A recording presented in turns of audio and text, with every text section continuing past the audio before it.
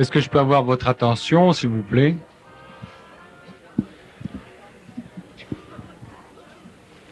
Bonsoir, mesdames. Ça va être au tour des dames cette fois-ci. Je vais essayer de vous restituer de mémoire une conversation que j'ai eue avec un anthropologue récemment. Alors, comme c'est de mémoire, ça risque d'être un peu croche parce que je n'en ai pas beaucoup.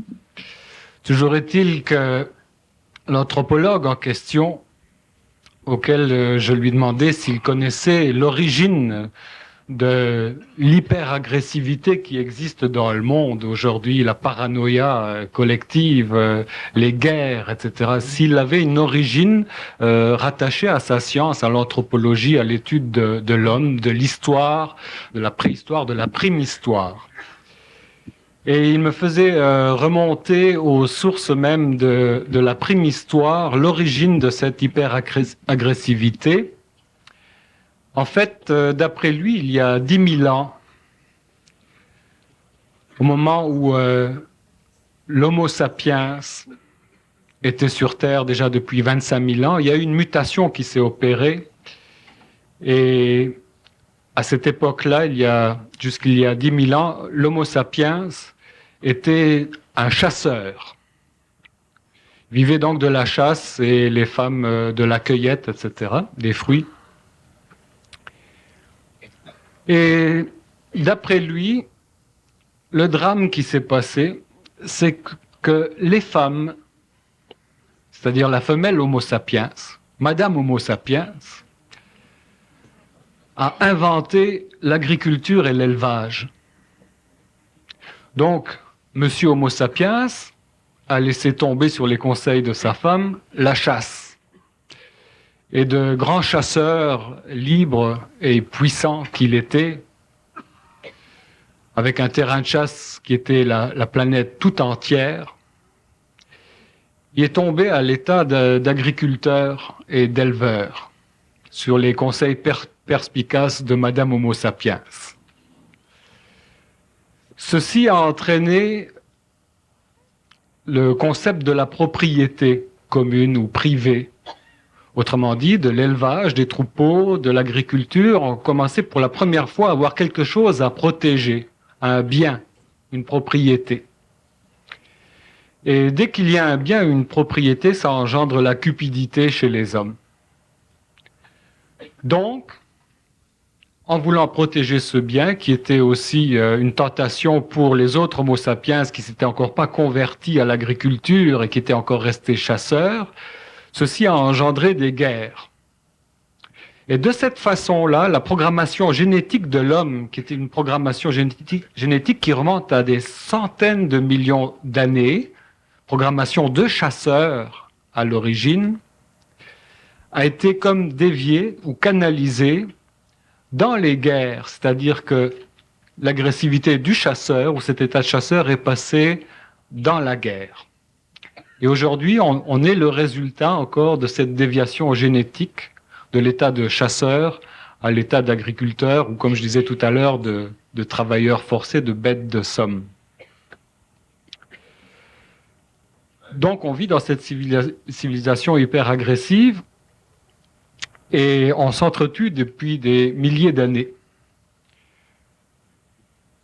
Pour moi, il me semble en tout cas que les guerres, ça relève c'est plus un produit de la civilisation. Donc c'est plus rattaché au vol, au pillage, plutôt que au meurtre gratuit. Et que c'est relié au sentiment de propriété qu'il faut défendre. Un exemple pour ceci, c'est le bandit qui défonce la porte chez vous, qui va pénétrer, qui va s'emparer des objets précieux, etc., puis qui va tuer les habitants de la maison. Les guerres, c'est la même chose. Il y a un ennemi qui va défoncer une frontière, envahir un pays, puis se saisir, voler, piller, etc., des biens de ce pays-là.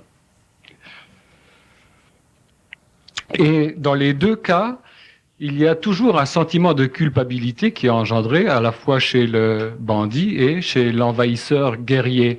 Et les deux, pour pallier contrebalancer ce sentiment de culpabilité, vont tous les deux se créer, se rationaliser des idéologies. C'est-à-dire que le bandit va se trouver une excellente raison de perpétrer son meurtre. Il y en a besoin pour vivre, ou les riches sont trop bien nantis, il faut partager, etc. Il va rationaliser. Et de la même façon, les peuples guerriers qui envahissent vont trouver une façon de rationaliser qui est ou bien idéologique, ou bien politique, géographique, religieuse, on le voit aujourd'hui, une façon de rationaliser, donc de se défaire de ce sentiment de culpabilité. J'ai réfléchi à ce que me disait cet anthropologue-là, et c'est comme un cercle vicieux. Cette programmation-là existe aujourd'hui, on a cet instinct-là encore toujours en nous. Et je ne vois pas, à mon avis, d'autre façon de pallier à ce problème que la législation de loi à l'échelon universel, donc la création d'un gouvernement mondial.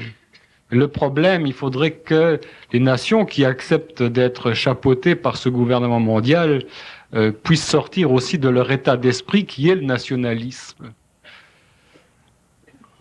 Donc, il y a d'abord la nécessité pour moi de mettre en place une vraie structure supranationale, un carrefour transnational, un processus de planétarisation, donc à l'échelon de la planète, un gouvernement mondial. Alors j'aimerais savoir, d'après Bernard de Montréal, si c'est une possibilité qu'il entrevoit, et puis comment est-ce que ça se passerait? Est-ce que c'est simplement au niveau législatif? Est-ce que l'ONU, par exemple, est un embryon de ce gouvernement mondial, et les casques bleus, une espèce de police universelle? Ou alors, est-ce qu'il faut passer par une transformation attitudinale profonde, c'est-à-dire une identification de l'espèce humaine tout entière, plutôt qu'à un sous-groupe?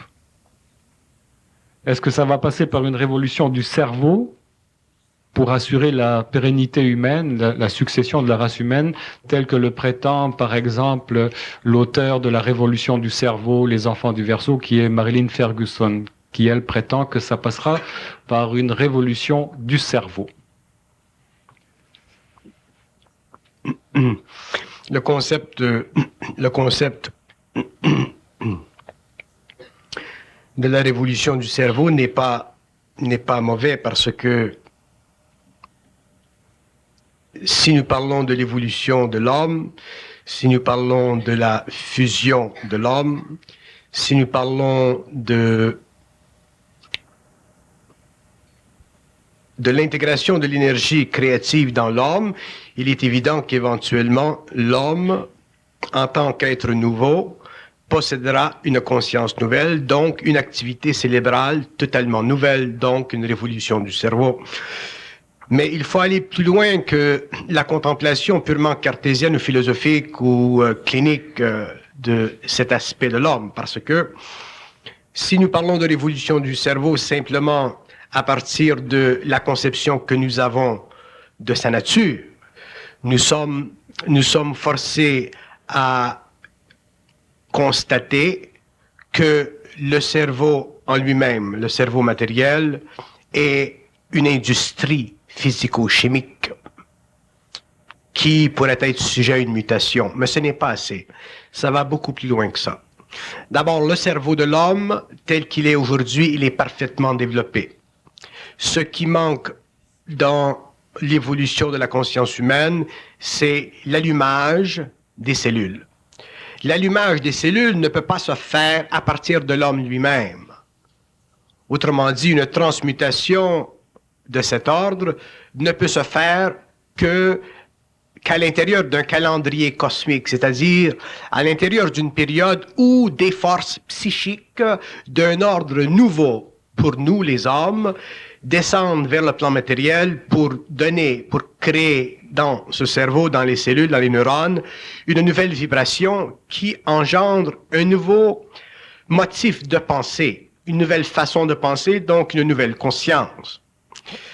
Pour que l'homme dépasse le constat mondial, planétaire ou universel de son esprit ou de son instinct d'agression, il faut qu'il lui soit donné une nouvelle conscience. Et lorsque je dis donner une nouvelle conscience, je ne veux pas dire que l'homme puisse arriver à cette nouvelle évolution même à partir de la spiritualisation psychologique de son ego. Autrement dit, même les religions, même les vertus spirituelles d'une conscience raffinée sur le plan de la métaphysique ne peut pas donner à l'homme cette nouvelle conscience parce que même à l'intérieur des cadres d'une conscience spiritualisée, nous pouvons vivre une sorte d'agression. Par exemple, si nous allons dans le monde aujourd'hui et que nous amenons des individus appartenant à des cercles ou à des régimes spirituels différents que nous voyons aux États-Unis ou en Europe, en Orient, ainsi de suite, et que nous amenons ces individus ensemble, nous sentons l'agressivité qui existe. Nous sentons que ces individus ne sont pas capables, même s'ils sont très avancés au niveau spirituel, ils ne sont pas capables de se désengager de la valeur psychologique de leurs concepts, même si ces concepts sont très élevés. Donc, même ces êtres spirituels qui jonchent le sol de la planète représentent un certain niveau d'agressivité spirituelle. Et je connais des gens dans la salle qui comprennent très bien ce que je veux dire parce qu'ils ont connu cette expérience. Et d'ailleurs, c'est une des raisons très probantes pour laquelle il est absolument impossible aujourd'hui dans le monde d'unifier les hommes qui possèdent déjà une conscience spirituelle ou qui ont vécu un acheminement spirituel avancé. Il y a toujours la territorialité, il y a toujours leur église, il y a toujours leur secte, il y a toujours leur façon de penser, ainsi de suite. Bon. Donc, nous sommes encore dominés par la domination. Nous sommes encore dominés, autrement dit, par des façons de penser qui émanent souvent de personnages que nous respectons spirituellement. Et pour que l'homme en arrive éventuellement à pouvoir se dissocier de toute forme d'agressivité, autant sur le plan spirituel que sur le plan matériel, parce que si nous ne sommes pas capables de nous dissocier d'une forme d'agressivité ou d'agression sur le plan spirituel, imaginez-vous ce que nous pouvons faire sur le plan intellectuel. C'est presque impossible. Donc, si l'homme n'est pas capable, sur le plan spirituel, de se dissocier de son attachement vorace à la valeur de la forme qui le nourrit égoïquement, il ne pourra jamais en arriver à pouvoir convertir l'énergie créative de son mental en une sorte de dynamique fluide à l'intérieur de laquelle toute forme de coloration subjective disparaît. Pour donner à cette dynamique créative, autrement dit à cette parole, une universalité tellement grande, tellement déégoïfiée, qu'elle ne lui appartient plus, ni spirituellement, ni mentalement, ni psychologiquement, ni psychiquement. Elle fait simplement partie de la conversion de l'énergie à travers le cerveau pour l'évolution de l'homme lui-même et naturellement, conséquemment, pour l'évolution des sociétés humaines au cours des siècles à venir. Donc, ceci nécessite une transmutation psychique, non pas simplement une transmutation du cerveau, mais une transmutation psychique. Et c'est la transmutation psychique qui créera éventuellement la transmutation du cerveau, non pas dans son appareil, non pas dans son appareil matériel, mais dans son appareil électromagnétique, dans le cellulaire. Ce que Aurobindo appelait, par exemple, la conscience des cellules. Qu'est-ce que c'est la conscience des cellules? C'est la capacité de l'homme de faire naître en lui, dans un instantané, une énergie qui, passée par le cérébral, passée par l'appareil matériel, devient vocalisée, devient exprimée, mais dans une forme totalement originale, totalement créative, totalement décousu d'un lien personnel avec elle. Autrement dit, c'est comme c'est comme si on pourrait dire, la conscience créative de l'homme nouveau n'appartient pas à l'homme lui-même, elle fait partie de la genèse du surhomme. Elle fait partie de la totalité morontielle de l'acceptation vibratoire de l'énergie à travers le territoire cérébral pour l'expression dans le monde d'une nouvelle force créative, mais qui n'est pas assujetti à la domination instinctuelle de l'émotion humaine et ni non plus assujetti à la territorialité psychologique qu'on appelle la connaissance et ou la vertu de la connaissance que l'on s'attribue afin de pouvoir se donner l'exclusivité du savoir. Donc, l'homme nouveau vivra d'abord une transmutation psychique qui, naturellement, créera un rassemblement d'énergie dans son cerveau, mais en allumant une glande entre les deux yeux, glande qui, elle, nourrira toutes les neurones instantanément, et c'est ceci qui éliminera de la conscience humaine le besoin de mémorifier ce qu'il sait. Donc, ça permettra à l'homme de canaliser son énergie créative d'une façon instantanée, sans égoïcité, sans coloration, et on ne pourra pas dire de l'homme qui le fait que cette connaissance fait partie de lui en tant que penseur. On dira qu'elle fait partie de l'homme universel, dont lui fait partie intrinsèquement en tant qu'unité biologique, ou plus tard en tant qu'unité éthérico-matérielle. Ceci éliminera de la conscience humaine le besoin de l'agression qui fait partie des forces de l'âme à travers l'ego. Qu'est-ce que c'est l'agressivité? Ce n'est pas intégral pour un anthropologue de dire que les hommes sont devenus agressifs à un certain temps de l'involution, parce que le phénomène de l'agression existe même dans le royaume animal. Donc, le phénomène de l'agression existe dans le royaume animal, mais dans le royaume animal, l'agression n'est pas péjorative parce qu'elle n'est pas dictée par les lois de l'émotion. Elle est simplement dictée par les lois de la réflexologie. Tandis que chez l'homme, l'agression, elle est régie par les lois de l'émotion parce que l'homme, ayant découvert le principe de la territorialité, il a actualisé ce principe en fonction de son besoin mental de se donner quelque chose, alors que l'animal, lui, ne se donne rien. Il fait simplement partie instinctivement d'un territoire qui lui est donné vibratoirement, par intuition animale, à partir du monde collectif des âmes. Donc, ce n'est pas l'animal qui lui-même est agressif, ça fait partie des lois magnétiques de son corps astral, d'entrer en conversion instantanée avec la vibration pour donner sur le plan matériel un certain rendement à sa culture animale afin de préserver son espèce. Tandis que l'homme, lui, au lieu de persévérer dans l'éducation sensible de ses sens sur le plan de l'émotivité, il a renvoyé à son intellect ou à son émotivité humaine animalisée la fonction de se donner une territorialité afin de protéger ses avoirs. Ceci fait partie non pas du monde naturel de l'homme, mais fait partie du monde animique à travers l'homme qui s'instruit de son expérience. Autrement dit, si l'homme est devenu irresponsablement agressif, ce n'est pas à cause de la dysfonction de son mental ou de son émotivité, mais c'est à cause de son incapacité de raisonner créativement à l'énergie de l'âme. Donc l'homme a été prisonnier pendant l'évolution des forces de l'âme. Ces forces de l'âme ont créé les nécessités historiques de son expérience. Elles ont créé donc le mouvement pendulaire de son expérience au cours de l'histoire, qui aujourd'hui est devenu extrêmement complexe et se révèle dans toutes les combines politico-économiques, religieuses, spirituelles de notre avoir, de notre patrimoine. Mais l'animal n'est pas ainsi. L'animal ne souffre pas dans la gestion vibratoire de ses centres, tandis que l'homme, lui, souffre dans la gestion vibratoire de ses centres parce que ce n'est pas normal d'être agressif égoïquement ou émotivement. C'est normal d'être agressif réflectivement ou instinctivement pour se protéger. Mais être agressif égoïquement ou émotivement, ce n'est pas normal. Ça fait partie du pouvoir de l'âme sur l'ego. Donc, ça fait partie de l'expérience de l'homme. Donc, ça fait partie de la soumission de l'homme aux lois occultes de la vie. Donc, ça fait partie de l'incapacité de l'homme de contrôler les forces qui font partie de l'organisation interne de son psychisme.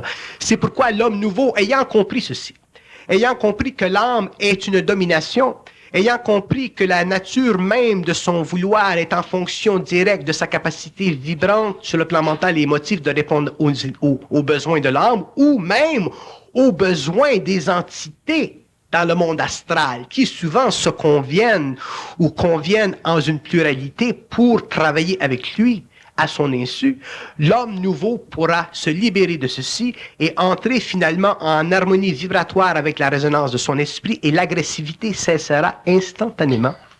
Il ne pourra plus être agressif sur le plan matériel, il ne pourra plus être agressif sur le plan mental, il ne pourra plus être agressif parce qu'il n'aura plus sur le plan psychologique à défier les lois de la nature auxquelles, pendant l'évolution, il fut assujetti. Il sera parfaitement en harmonie avec les lois de la nature, et lorsque je parle de les lois de la nature, je ne parle pas simplement des lois de la nature matérielle, je parle des lois de la nature invisible qui coïncideront parfaitement avec le matériel. Ayant compris que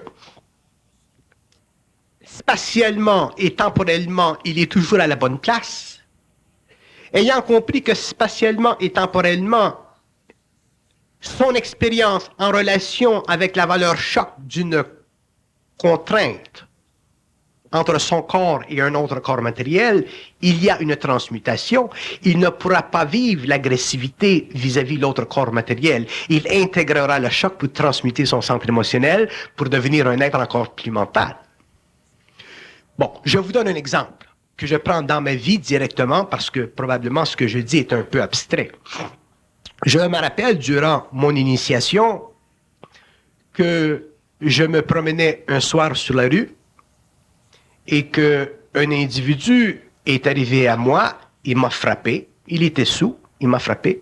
Moi, j'ai tombé par terre, je ne suis pas grand boxeur, et j'ai tombé par terre, et alors que j'étais par terre, j'ai entré en communication avec mon double, et j'ai dit, maintenant, qu'est-ce que je fais? Est-ce que je me relève et je le tape ou je reste? Il me dit, reste et absorbe le choc pour la transmutation du centre émotionnel. Donc, je ne pouvais pas manifester d'agressivité vis-à-vis de l'individu parce que déjà, j'avais été spatialement et temporellement placé à la bonne place. Si on peut dire. Ceci, c'est de la conscience. Une autre expérience parallèle à celle-ci prend en cause mon épouse qui, avec une amie, marchait sur la rue et déjà l'après-midi, j'avais été dit, ce soir, vers 8 heures, ton épouse recevra un coup de poing dans le ventre et elle était enceinte dans ce temps-là. Pourquoi? Pour absorber ce choc. Pour transmuter la conscience égoïque de l'homme, la conscience qui, naturellement, à cause de sa nature, a tendance à être agressive afin de comprendre les lois de l'énergie et de comprendre en tant qu'homme conscient que nous sommes toujours à la bonne place et temporellement bien situés pour la transmutation de nos centres dans la mesure où on est capable d'absorber l'énergie qui vient et qui entre en nous et qui bouleverse la totalité de notre être.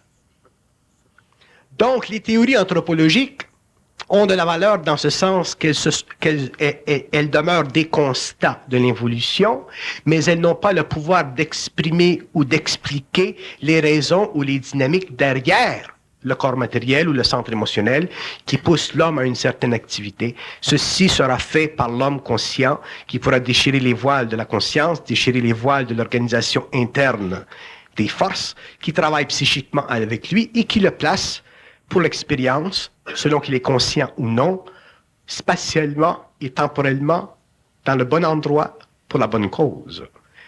Donc, à partir du moment où l'homme aura compris ceci, il transmutera instantanément son agressivité, et autant on peut dire que l'agressivité fait partie de l'organisation de la programmation génétique de l'homme, autant on pourra dire que c'est une réalité temporaire qui fait partie de l'ignorance de l'homme, de l'ignorance des lois de la conscience, réalité programmatique et génétique qui peut être instantanément arrêtée, éliminée, dans la mesure où l'homme comprend les lois de l'énergie.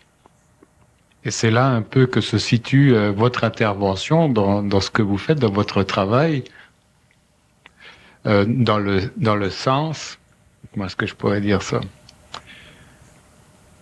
Bon, couper.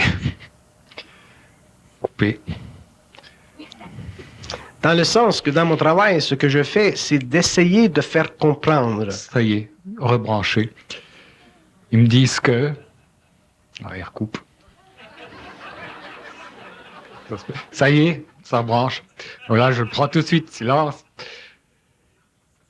Je vois un arbre, et un arbre avec des branches desséchées. Et ça me dit que vous faites un peu le travail du jardinier, autrement dit un travail d'élagage ou d'émondage, où on coupe les vieilles branches pour faire germer de nouveaux bourgeons, de nouvelles branches. Est-ce que vous comprenez ceci? Oui. Oui, ça a beaucoup de sens, parce que l'arbre, il est il a perdu sa souplesse, il a perdu sa vitalité parce que nous avons développé trop d'attitudes, nous avons développé trop de mécanismes qui alourdissent notre arbre. Donc, avec la connaissance qui vient de plus en plus dans le monde, nous allons comprendre les lois de l'énergie. Donc, ceci va nous amener à comprendre les lois du mental, les lois de l'émotion. Et une fois que nous allons comprendre les lois du mental, la nature de l'émotivité va changer. Donc, la personnalité de l'homme va se déprogrammer naturellement.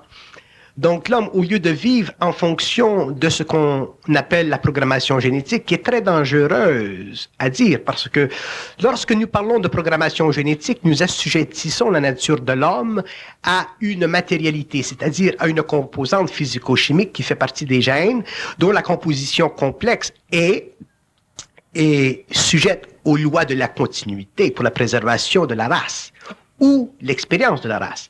Mais ceci n'est juste que dans la mesure où la programmation génétique de l'homme peut être altérée par le changement vibratoire de ses centres parce que les chakras de l'homme, les centres psychiques de l'homme sont les fenêtres à l'intérieur de laquelle ou à travers lesquelles l'énergie cosmique entre pour donner aux génétiques soit la continuité astrale, la continuité qui est astralement maintenue ou la discontinuité qui est cosmiquement enregistré. Autrement dit, l'homme, il est programmé génétiquement tant qu'il demeure astral. À partir du moment où il cessera d'être astral, sa programmation génétique cessera parce que la relation avec sa conscience astrale, qui est une relation avec la dimension animale de son expérience, sera altérée par le fait que, ayant compris les lois de l'énergie, il ne pourra plus s'assujettir à sa façon de penser, donc à sa façon de répondre à l'attaque ou au choc dans le monde. Il aura compris que la dimensionnalité de son expérience, à partir du moment où il est en contact avec le lien cosmique, est une dimensionnalité de transmutation. Donc, à partir de ce moment-là, la programmation génétique de la race ne servira plus pour lui. Et on dira de cet homme, tout d'un coup, « Ah, vous n'êtes plus comme vous étiez avant. Vous êtes changé. Vous êtes tombé sur la tête. Comment se fait-il que vous ne répondez pas aux paramètres sociologiques? Comment se fait-il que on est 12 012 et que vous ne pouvez pas participer à être 12 012? Comment se fait-il que vous ne pouvez pas faire comme tout le monde? Ce n'est pas parce qu'on ne veut pas faire comme tout le monde, c'est parce que c'est impossible à un être humain de faire comme tout le monde quand il est réel. Chacun fait comme il doit. Donc, s'il y a 12 012, mais il y a 12 012 différentes identités, au lieu d'avoir 12 012 personnages faisant partie d'un grand ver de terre qui mange sa queue et qui finit comme étant une boutade à la vraie nature de l'homme. Et votre travail s'inscrit là, ou votre intervention, dans le sens que lorsque vous fracturez continuellement des concepts, que vous remettez continuellement en question des vérités, c'est ce travail d'élagage ou d'émondage que vous... Oui, je suis obligé d'attaquer le faux et la vérité parce que la vérité fait partie du faux. La vérité, c'est l'envers du faux. Le faux, c'est l'envers de la vérité. La vérité et le faux font partie de la dualité du mental inférieur de l'homme. Tant que l'homme sera prisonnier de la vérité et du mensonge, il sera totalement dans l'astral de son mental. À partir du moment où l'homme sera libre de cette dualité, il sera dans le réel de son mental, c'est-à-dire qu'il sera dans le vide de son mental, il deviendra un être créatif mentalement. Donc, à ce moment-là, il ne sera plus intéressé à la vérité ou au mensonge, il verra à travers, il le laissera le mensonge s'il est nécessaire, il laissera la vérité s'il est nécessaire. Mais pour lui, la vérité et le mensonge n'existera plus parce que il n'aura plus besoin de conceptualiser la vie afin de pouvoir s'approprier une forme de sécurité. La vie sera lui-même, il sera lui-même vie sur le plan mental. Donc, étant vie sur le plan mental, il aura la capacité créative de la vie sur le plan mental.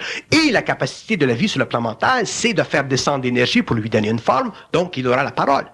Donc, à partir de ce moment-là, l'homme ayant la parole, il pourra apprendre les choses de la matière ou de l'invisible en parlant. Il n'aura qu'à parler, il s'entendra parler, il dira « Ah, c'est intéressant ça, ce que je dis. » C'est comme ça.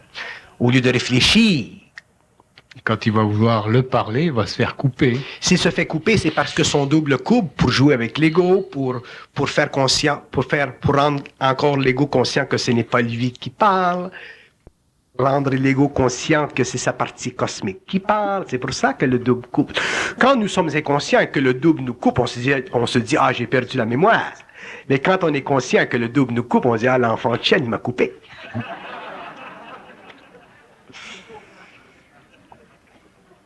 C'est une très grande révolution du cerveau. Et ce n'est pas facile.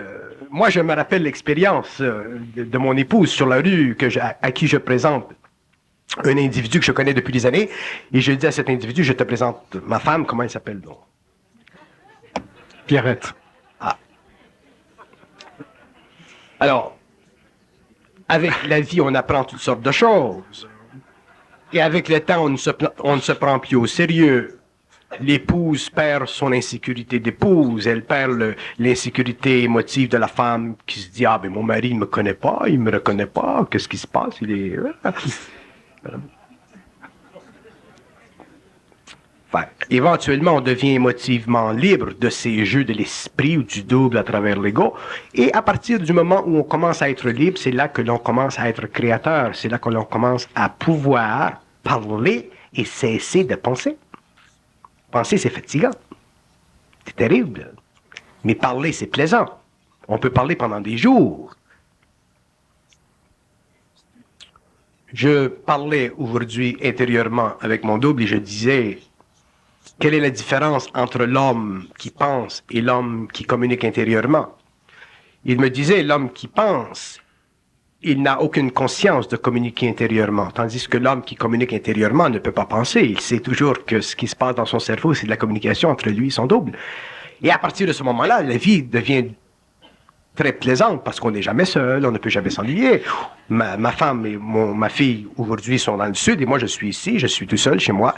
Et naturellement, comme ma femme n'est pas là, ma fille n'est pas là et je n'ai pas d'amis dans le coin, à ce moment-là, je parle avec mon double toute la journée. Ça mange pas de pain. Donc, je passe des journées agréables. Mais naturellement, si on me regarde à travers la vitre, on va dire, ben, ce gars-là, il est totalement capoté. Mais comme je suis habitué à cette communication interne, je n'ai pas à bouger mes lèvres. Donc, comme je ne bouge pas mes lèvres, bon, je me promène dans la maison comme si j'étais absolument abasourdi, et je suis très conscient de ce qui se passe. Est-ce que vous pensez que l'avènement du supramental pourra mettre en place des structures supranationales? Ça, c'est une question très intéressante en ce qui concerne le gouvernement mondial. Le gouvernement mondial ne pourra pas être formé par les hommes parce que les hommes sont incapables de volonté politique. Le gouvernement mondial sera formé par des êtres qui font partie d'une certaine conscience, qui font partie d'une certaine dimension, des êtres qui ont accès à la dimension éthérique de leur conscience, des êtres qui seront capables de se dédoubler, c'est-à-dire de se séparer de leur corps matériel, de maintenir leur corps matériel en suspension, pour pouvoir travailler sur d'autres plans, exercer certaines influences créatives. Et ce que nous pouvons appeler une sorte de régence planétaire. Ces hommes, ces êtres sont dans le monde, ils sont déjà comptés, ils font partie de l'évolution. Ces êtres se reconnaîtront dans le temps, ils se réaliseront dans le temps, ils iront dans le temps où ils ont à aller. Il y a un certain nombre de ces êtres qui seront munis d'un certain privilège. Je dis privilège parce que ce sont des êtres qui sont déjà très très avancés sur le plan de l'évolution. Et ce sont des êtres qui ont déjà une formation cosmique sur le plan de l'organisation politique des gouvernements invisibles et des lois de la gouvernance. Les lois de la gouverne. Ils connaissent parfaitement les lois de la gouverne. Comment on gouverne une race à partir des plans. Et ces êtres qui sont aujourd'hui sur la Terre auront une très grande influence occulte, naturellement, c'est-à-dire à travers la manifestation de leur conscience éthérique. Et ils pourront donner de grands conseils aux hommes qui, aujourd'hui, font la gestion des nations. Et ce sont ces êtres en relation avec un autre être qui auront la tâche de créer ou de jeter les fondations extrêmement avancées, extrêmement occultes et extrêmement instantanées d'une nouvelle civilisation qui prendra le monde par surprise.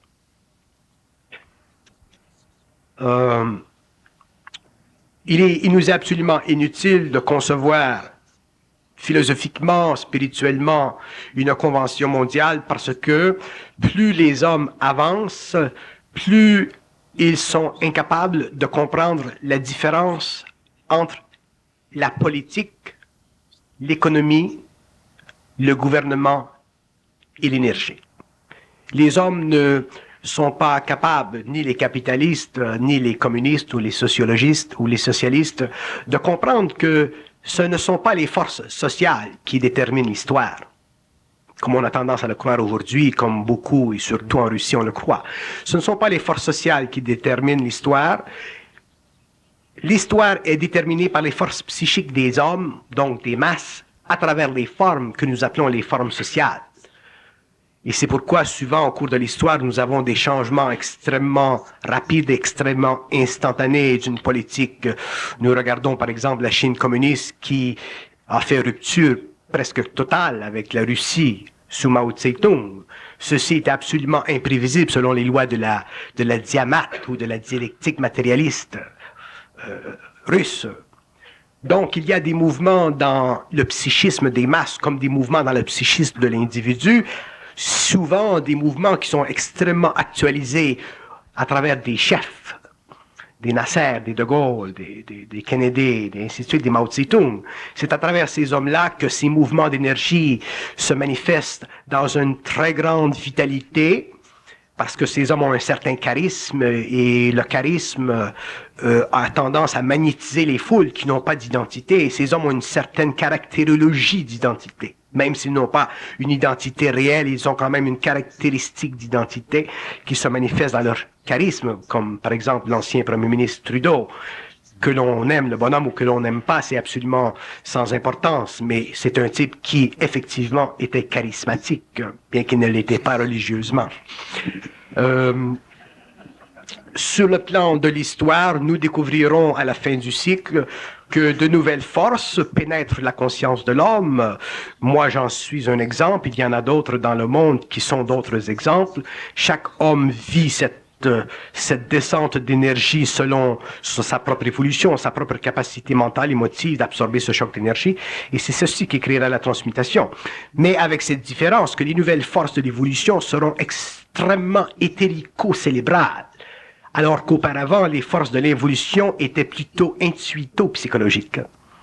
Autrement dit, les hommes dans le passé que nous avons considérés grands à cause de leur charisme, les hommes qui ont influencé les arts, la littérature, la politique, l'économie, étaient de grands intuitifs. Donc, ces hommes, à travers leur grande intuition, ont quand même amené l'évolution des sociétés dans un certain virage. Ils ont créé certains mouvements. Mais leur intuition a tout de même fait partie de leur propre expérience karmique et aussi a fait partie de l'expérience karmique des nations. Alors qu'au cours de la prochaine évolution, l'expérience de l'homme sera totalement éthérico-célébrale, de sorte que, pénétré de cette énergie, il ne pourra plus vivre cette énergie en tant que philosophe, en tant qu'artiste, en tant que penseur. Il vivra cette énergie en tant que créateur, c'est-à-dire qu'il sera capable de déplacer éthériquement son corps et de donner à son corps éthérique la capacité d'entrer en contact matériel avec d'autres individus dans le monde. Et c'est par la vertu de cette communication, de cette ubiquité, de cette télépathie, de ce magnétisme extraordinaire qu'ils seront capables d'imposer une nouvelle volonté créative à ceux qui aujourd'hui sont dotés d'une certaine ou d'un manque de volonté créative selon la nature des États qui correspond à leur expérience politique. Ce sera un très grand mouvement dans l'âge de l'homme, ce sera l'âge d'or.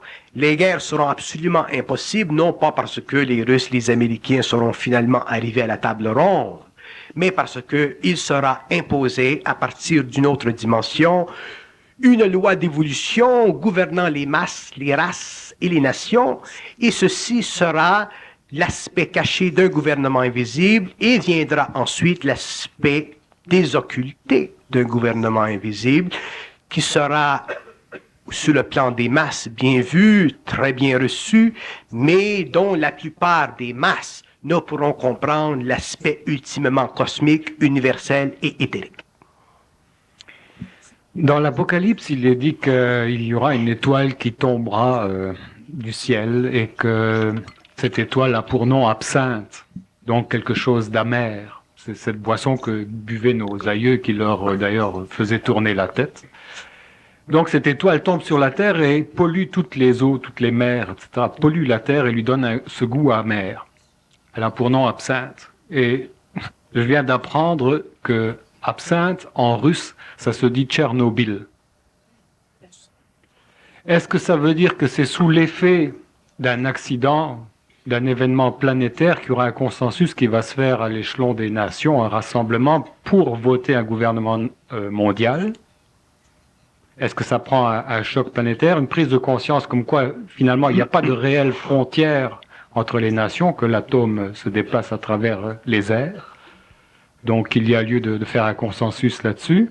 Est-ce que ça peut être suite, par exemple, au désastre ou à l'affrontement des nations pour des raisons idéologiques, religieuses, comme au Liban, où on voit toutes ces fractions religieuses s'autodétruire? Les nations doivent vivre le choc d'une certaine réalisation de l'incapacité de l'homme de naître de lui-même. Les nations ont un karma mondial, comme les individus ont un karma personnel. Les individus vivent leur karma personnel en tant que conscience expérimentale jusqu'à temps qu'ils connaissent le début de la conscience et éventuellement la fusion. Les nations sont la même chose.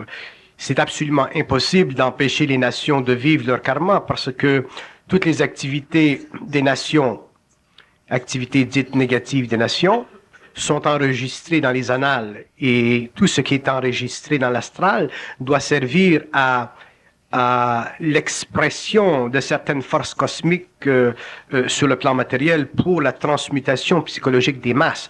Les masses doivent vivre la crise, ils doivent vivre un choc psychologique afin de pouvoir être prêts à recevoir finalement le choc cosmique. Je suis content que vous me demandiez cette question parce que moi-même, j'ai souvent demandé comment se fait-il que nous, les hommes, sur le plan matériel, dans notre expérience personnelle, nous sommes obligés constamment de vivre des crises afin d'avancer. Et vous savez, les gens dans la salle, que toute votre vie est une suite de crises. Vous vivez des crises, et avec le temps, vous ajustez, vous commencez à comprendre autrement. En tout cas, j'espère que la plupart des gens avec les crises s'ajustent et vous appelez ça au cours des années une certaine sagesse, ainsi de suite. Mais à partir du moment où l'homme devient conscient, il en arrive à ne plus vivre de crise parce que il a complètement contrôlé son esprit. Et lorsqu'il contrôle son esprit, il ne peut plus vivre de crise parce que la crise est le produit d'une inhabilité de l'esprit d'être en harmonie vibratoire avec le mental à cause de la séparation de la conscience que crée son état émotif qui est la grande plaie, si vous voulez, de la personnalité humaine.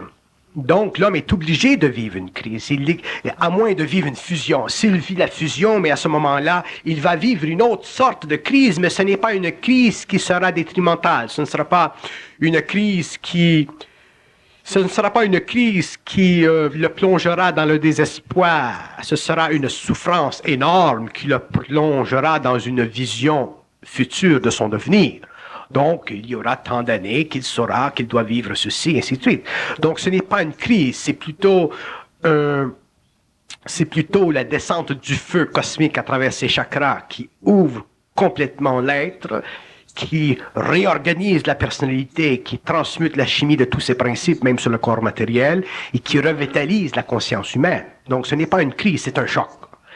Tandis que l'homme de l'involution ou la civilisation doit vivre la crise parce que si les hommes ou la civilisation venaient en contact avec les forces cosmiques de la fin du cycle sans avoir vécu cette crise, l'homme ferait de ces forces cosmiques encore des forces divinisantes et ce sera absolument aborté ceci.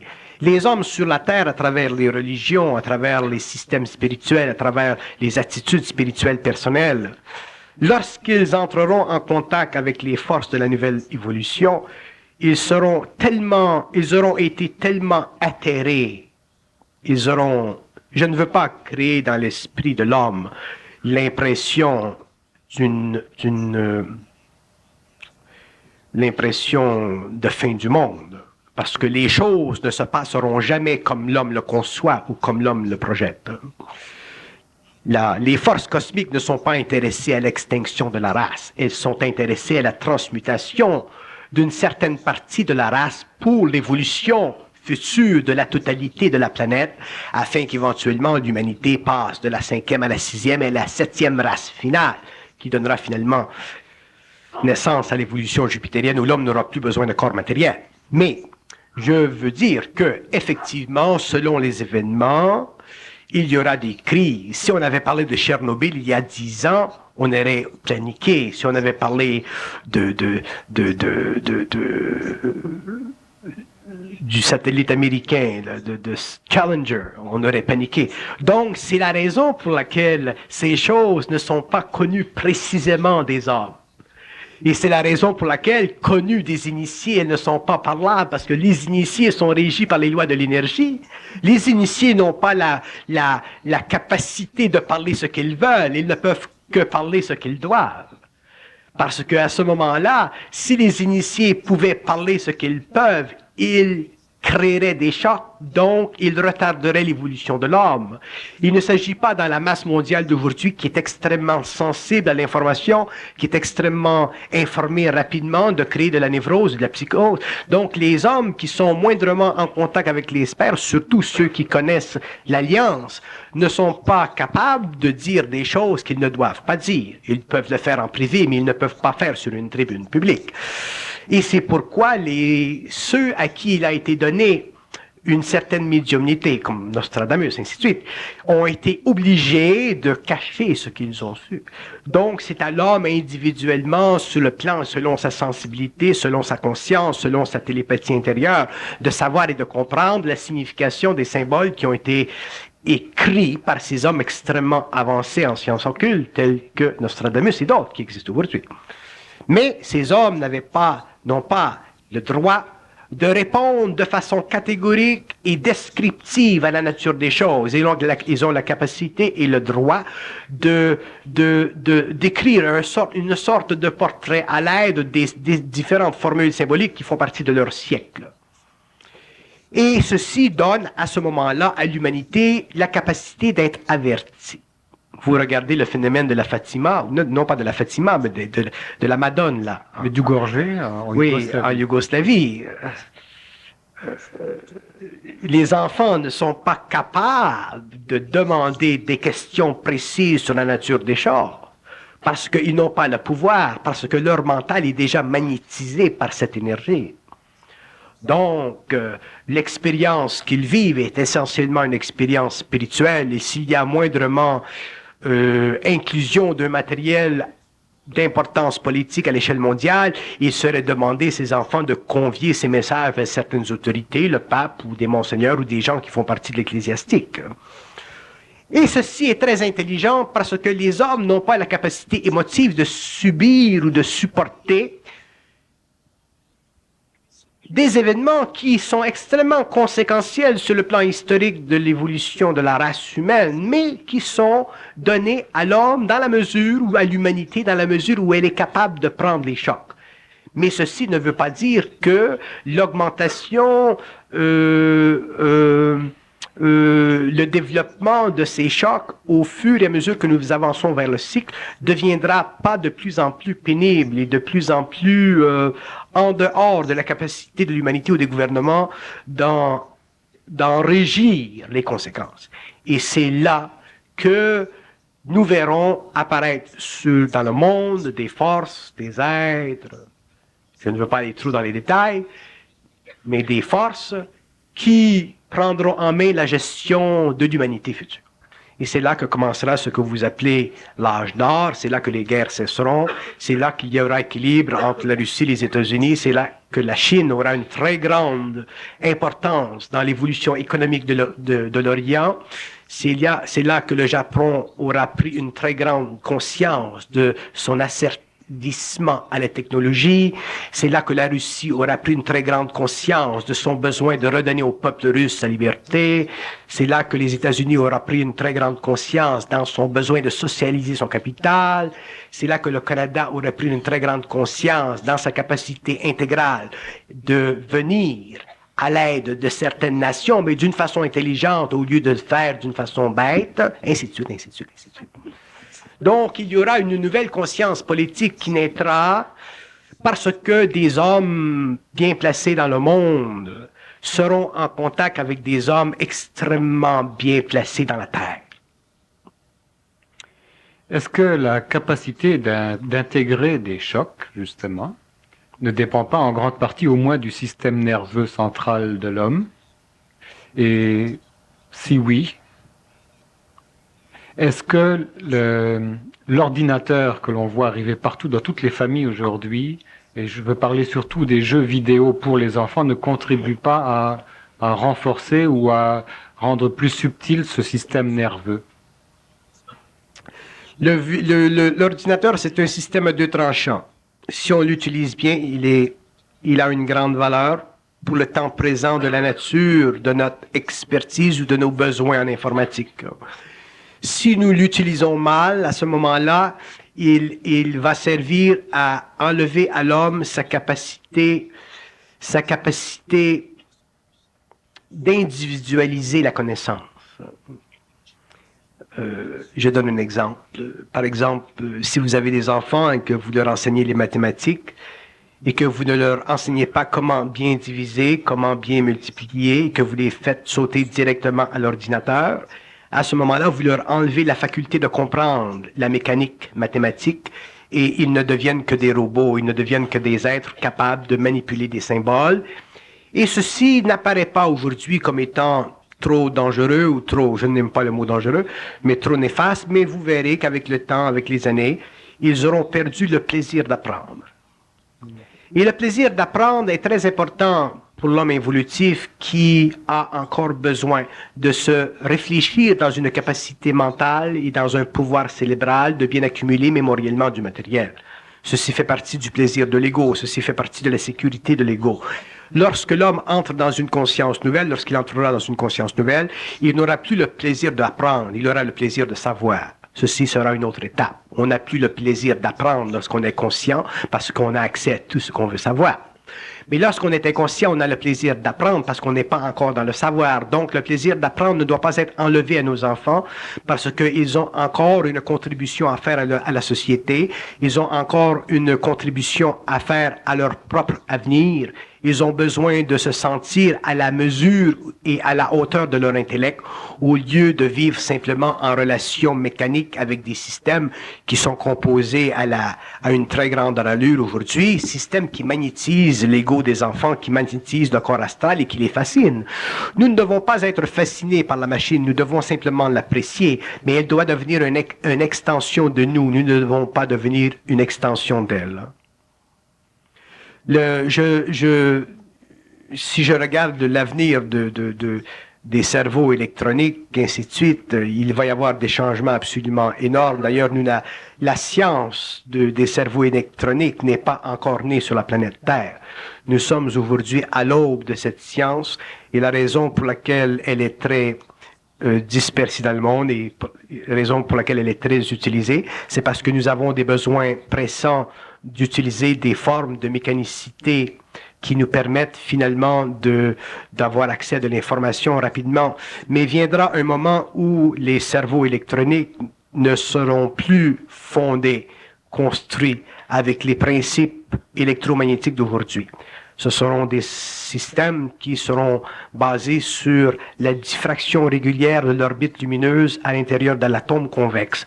Et ceci sera un nouveau modèle d'évolution et nous pourrons concentrer tellement d'informations dans ces systèmes que ces systèmes auront eux-mêmes leur propre personnalité. C'est pourquoi nous, les hommes, nous ne devons pas perdre la nôtre.